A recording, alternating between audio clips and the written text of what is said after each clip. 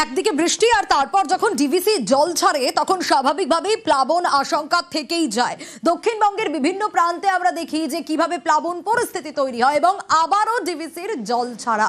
গতকাল থেকে দক্ষিণবঙ্গে বৃষ্টি হচ্ছে, দক্ষিণবঙ্গের একাধিক এলাকায় ভারী বৃষ্টি আর তারপর দুর্গাপুর ব্যারেজ থেকে জল ছাড়া। ডিভিসি কত কিউসেক জল ছাড়লো, কি পরিস্থিতি, কারণ জল ছাড়ার পরিমাণ বেড়েছে বলেই জানা যাচ্ছে।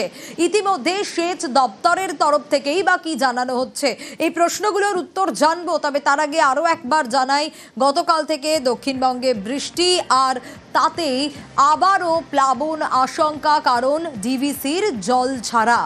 অর্পণ রয়েছে আমার সঙ্গে, অর্পণের কাছ থেকেই জানবো যে কি পরিস্থিতি, কত কিউসেক জল ছাড়লো ডিভিসি। অর্পণ, এখনো পর্যন্ত কি আপডেট পাওয়া যাচ্ছে, সেচ দপ্তর কি বলছে?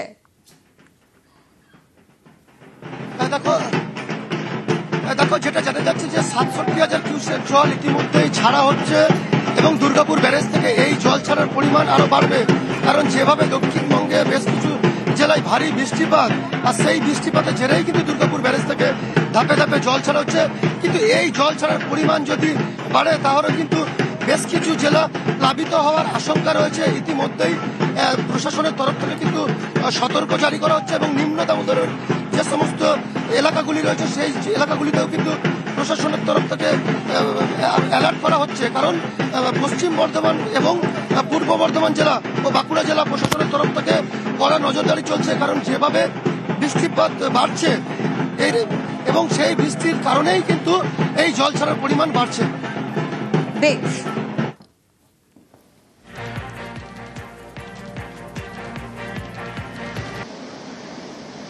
আর ডিভিসির জলে সতর্ক রাজ্য। এখনো পর্যন্ত ৬৭,০০০ কিউসেক জল ছেড়েছে ডিভিসি।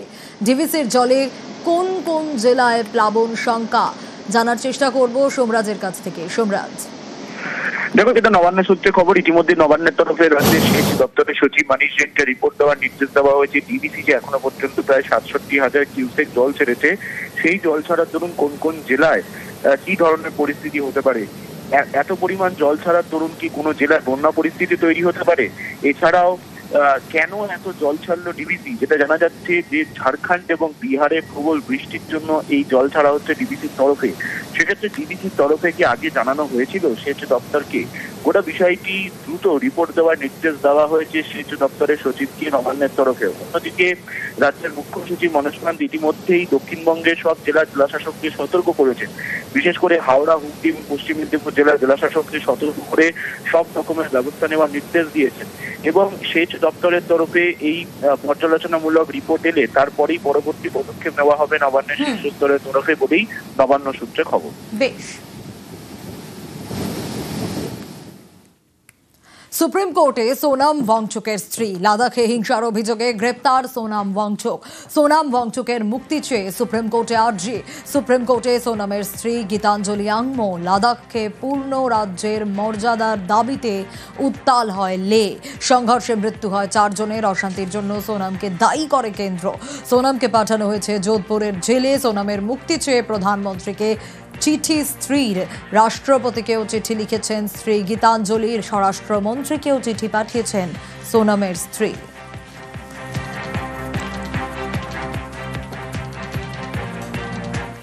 গণবিদ্রোহে জ্বলছে পাক অধিকৃত কাশ্মীর।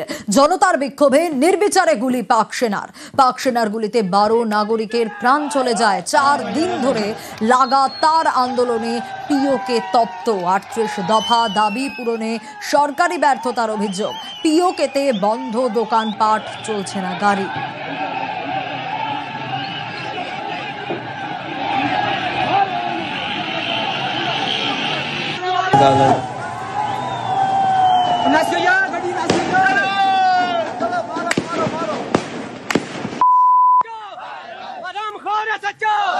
काली वर्दी काली बेड़े, काली वर्दी काली बेड़े।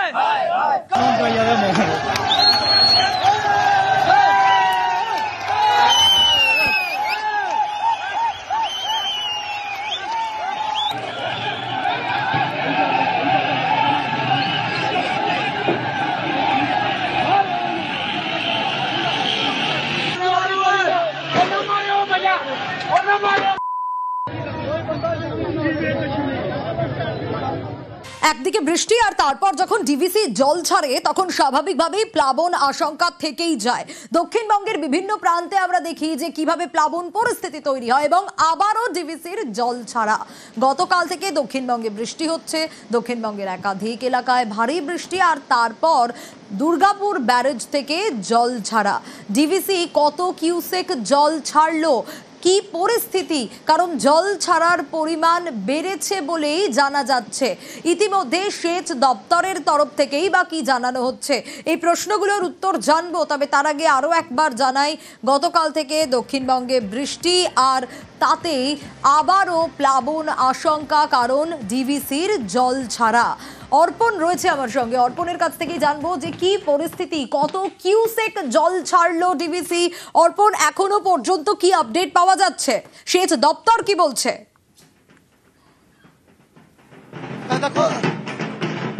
দেখো যেটা জানা যাচ্ছে যে 67,000 কিউসেক জল ইতিমধ্যেই ছাড়া হচ্ছে এবং দুর্গাপুর ব্যারেজ থেকে এই জল ছাড়ার পরিমাণ আরো বাড়বে, কারণ যেভাবে দক্ষিণবঙ্গে বেশ কিছু জেলায় ভারী বৃষ্টিপাত, আর সেই বৃষ্টিপাতের জেরেই কিন্তু দুর্গাপুর ব্যারেজ থেকে ধাপে ধাপে জল ছাড়া হচ্ছে।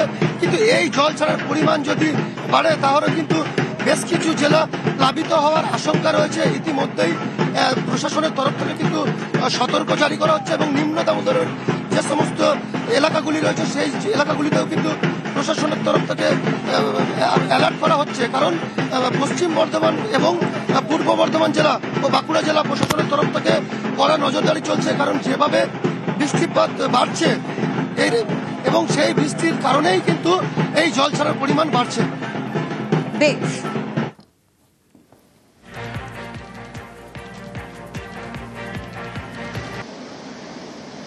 আর ডিভিসির জলে সতর্ক রাজ্য। এখনো পর্যন্ত 67,000 কিউসেক জল ছেড়েছে ডিভিসি। ডিভিসির জলে কোন কোন জেলায় প্লাবন শঙ্কা, জানার চেষ্টা করব সোমরাজের কাছ থেকে। সোমরাজ, দেখো, যেটা নবান্ন সূত্রে খবর, ইতিমধ্যে নবান্নের তরফে রাজ্যের সেচ দপ্তরের সচিব মানিশ জৈনকে রিপোর্ট দেওয়ার নির্দেশ দেওয়া হয়েছে। ডিভিসি যে এখনো পর্যন্ত প্রায় 67,000 কিউসেক জল ছেড়েছে, সেই জল ছাড়ার দরুন কোন কোন জেলায় কি ধরনের পরিস্থিতি হতে পারে, এত পরিমাণ জল ছাড়ার দরুন কি কোনো জেলায় বন্যা পরিস্থিতি তৈরি হতে পারে, এছাড়াও কেন এত জল ছাড়লো ডিভিসি। যেটা জানা যাচ্ছে যে ঝাড়খণ্ড এবং বিহারে প্রবল বৃষ্টির জন্য এই জল ছাড়া হচ্ছে ডিভিসির তরফে। সেক্ষেত্রে ডিভিসির তরফে কি আগে জানানো হয়েছিল সেচ দপ্তরকে? গোটা বিষয়টি দ্রুত রিপোর্ট দেওয়ার নির্দেশ দেওয়া হয়েছে সেচ দপ্তরের সচিবকে নবান্নের তরফে। অন্যদিকে রাজ্যের মুখ্য সচিব মনোজ কান্ত ইতিমধ্যেই দক্ষিণবঙ্গের সব জেলার জেলাশাসককে সতর্ক করেছেন, বিশেষ করে হাওড়া, হুগলি এবং পশ্চিম মেদিনীপুর জেলার জেলাশাসককে সতর্ক করে সব রকমের ব্যবস্থা নেওয়ার নির্দেশ দিয়েছেন। এবং সেচ দপ্তরের তরফে এই পর্যালোচনামূলক রিপোর্ট এলে তারপরেই পরবর্তী পদক্ষেপ নেওয়া হবে নবান্নের শীর্ষ স্তরের তরফে বলেই নবান্ন সূত্রে খবর। বেশ, সুপ্রিম কোর্টে সোনাম ওয়াংচুকের স্ত্রী, লাদাখে হিংসার অভিযোগে গ্রেপ্তার সোনাম ওয়াংচুক। সোনাম ওয়াংচুকের মুক্তি চেয়ে সুপ্রিম কোর্টে আর্জি। সুপ্রিম কোর্টে সোনামের স্ত্রী গীতাঞ্জলি আংমো। লাদাখকে পূর্ণ রাজ্যের মর্যাদার দাবিতে উত্তাল হয় লে। সংঘর্ষে মৃত্যু হয় 4 জনের। অশান্তির জন্য সোনামকে দায়ী করে কেন্দ্র। সোনামকে পাঠানো হয়েছে যোধপুরের জেলে। সোনামের মুক্তি চেয়ে প্রধানমন্ত্রীকে চিঠি স্ত্রীর, রাষ্ট্রপতিকেও চিঠি লিখেছেন স্ত্রী গীতাঞ্জলির, স্বরাষ্ট্রমন্ত্রীকেও চিঠি পাঠিয়েছেন সোনামের স্ত্রী।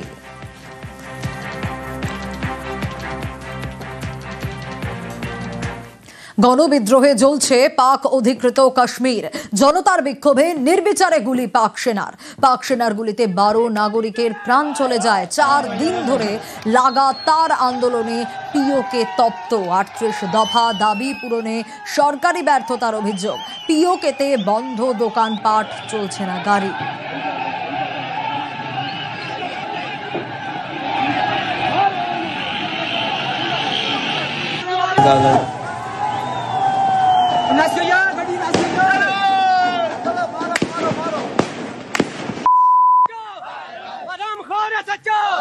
काली वर्दी काली बेड़े, काली वर्दी काली बेड़े।